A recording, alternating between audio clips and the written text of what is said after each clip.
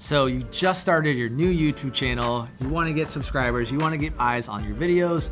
We're gonna go over some strategies of how to do that here on The Journey.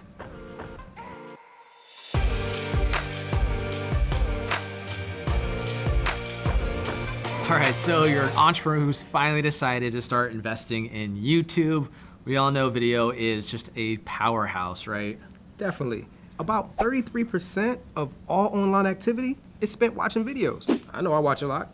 Do you? I watch it basically all day. Exactly. Even in the US, an estimated 85% of all US audiences are on the internet watching videos.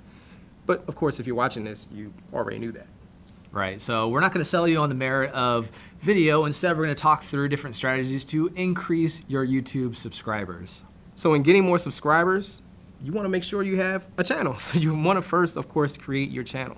Think of focusing on something unique and an engaging experience, making, for instance, an icon that's identifiable, unique, and recognizable. Yeah, definitely. And within your channel, there's a place to create a trailer. Now, this trailer is typically 30 to 60 seconds that will essentially tell your potential subscribers, even existing subscribers, what it is that you do and what you stand for. So when creating your trailer, we recommend basically creating a little bit of a highlight reel of all your best content, because this is typically what people are gonna see first when they come to your channel.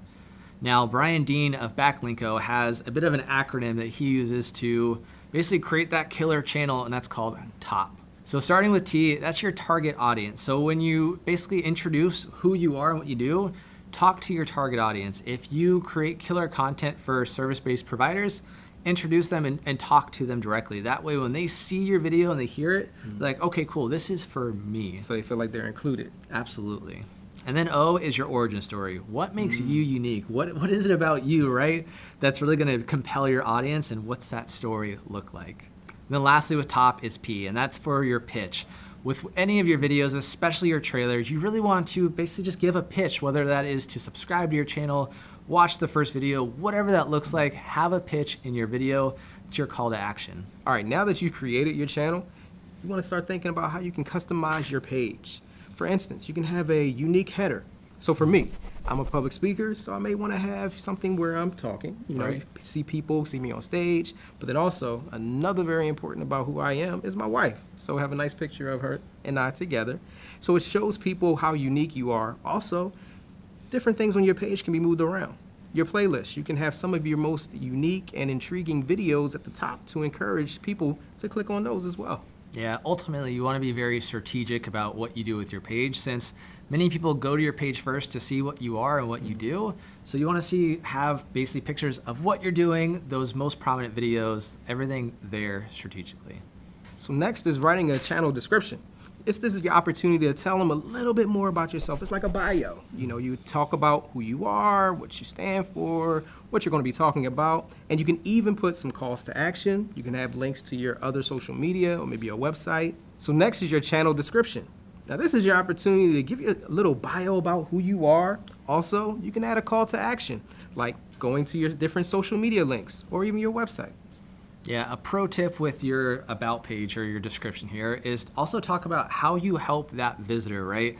It's not always about me. It's really what can they get from your channel? So in the same vein of answering pain points, you want to make sure that your videos are optimized to actually speak to those. Making sure to know that YouTube is a search engine first. So YouTube wants to make sure that its users are finding relevant information for whatever they're typing in. So another tip is making sure that your titles have certain keywords that are searchable, meaning what is your audience searching for? Put that into your title of your video and your descriptions. Yeah, and YouTube actually makes it pretty easy. So if you start typing in your keyword or topic, it'll try to basically give you a bunch of suggestions on what it thinks you're gonna end with. So your title could essentially be that, because that's what other people are searching for. So another little tip, add a transcript.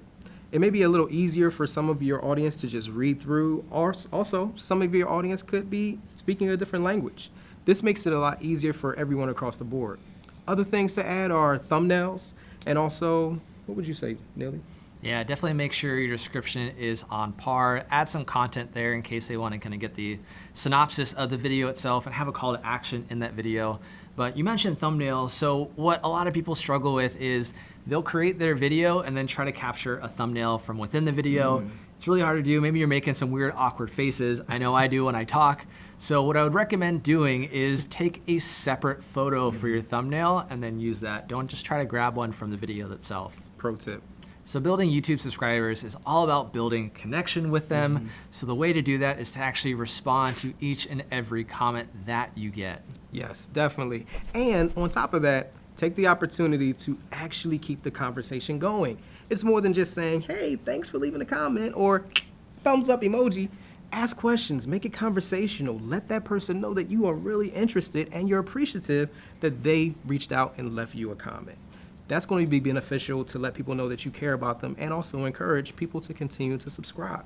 Right. So if you think about like some of the YouTube channels that you watch, even if they're super popular, if you've added a comment, has that person ever replied back to your comment? How did that make you feel? You could essentially do the same thing with your fans. As we said, subscribers are people too. While this might sound counterintuitive, but we do recommend you actually go on other people's channels and other people's videos and add comments to other people's comments and continue those conversations and show that you're an authority in the field. Somebody has a question that they asked and no one's answered yet and you know the answer, give them the answer, right? Or just add some value to that conversation and keep it going because they're gonna see someone else commenting on that post and go, hey, who is this person, right?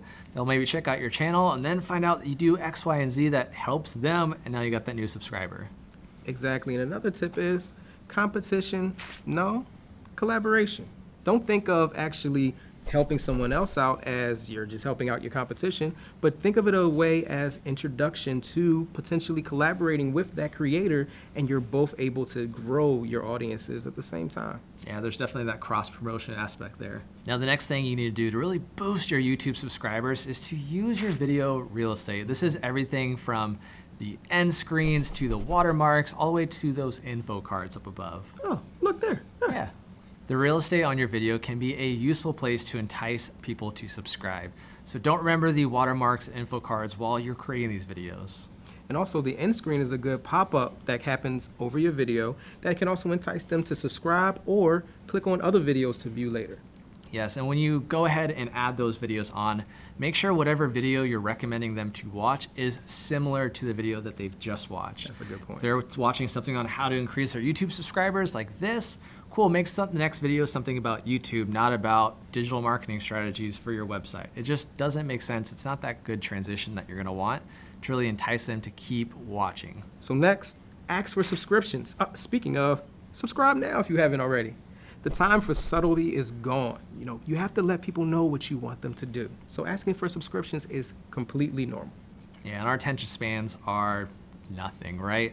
I know as a millennial, What'd you I'm say? all over the place, but 20% of people actually bounce 10 seconds into the video. So you wanna have those call to actions early and then also at the end of the video. Subscribe now. So next tip, use social media. It's great to be able to cross-promote on other channels like Facebook, Twitter, but do know those sites don't necessarily like for other links taking you off of those pages, because just like YouTube, they want people to stay on the platform. Right. But do know, native video is actually encouraged. So instead of just sharing a simple link on a Facebook post, you want to share some of your own native video from your YouTube video on that post. Say your video is, say, 10 minutes long, a good 2 to 3 minute segment of that video in that post, and in the caption, then share the link. Yes, we said they don't like links, but having that native video will still help out with your organic reach and encourage people to click on that link to see the full video. Yep, and it'll definitely entice them, especially if you're creating killer content. They'll see the first 2 to 3 minutes. They're like, wait, I do want to see more, so they'll click that link, and they kind of counterbalance each other, right? It hurts if you link off, but it also helps if you add those native videos, so it washes out. Figuring out how to really grow your YouTube channel and subscribers takes a ton of time and commitment, but I promise you it's worth it. Well, that's a wrap. You just learned how to increase your YouTube subscribers. Make sure you like this video and share it with someone. And hey, subscribe and ring that bell so you get these episodes first. This is The Journey. We'll see you next time.